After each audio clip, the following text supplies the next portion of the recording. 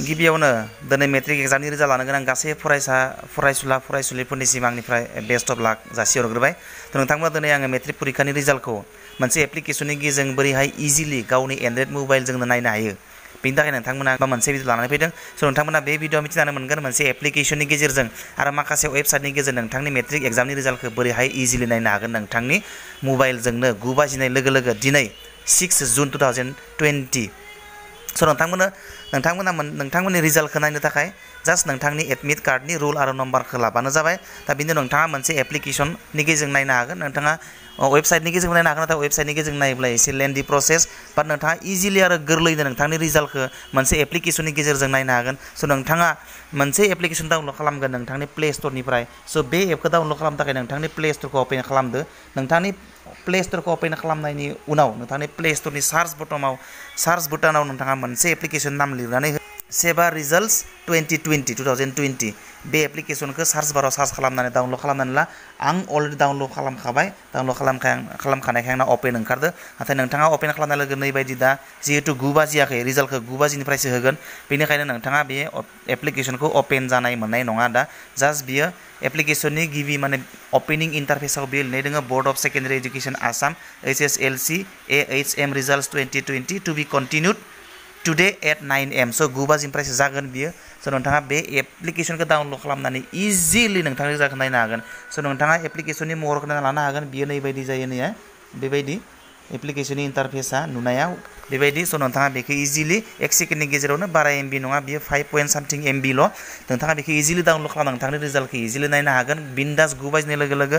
बेनि अनगायैबो नोंथाङा आरो माखासे वेबसाइटनि गेजेरजों नोंथांनि रिजाल्टखौ नायनो हागोन। फै जों वेबसाइटफोरा माबायदि मा वेबसाइटफोर दं बेनि सोमोन्दै नायलायनोसै।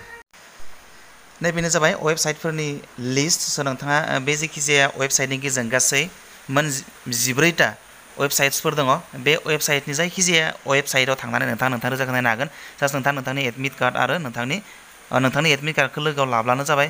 नोंथाङा बेयाव मोनसे वेबसाइटआवनो मोनसे रिजाल्टखौ मोनाबो जानो हानाय, मानोना लाख स्टुडेन्टफोरा सार्च खालामो, ब्राउज खालामो, बेनि थाखायनो गोबां बिजि जानायनि चान्सेस थायो।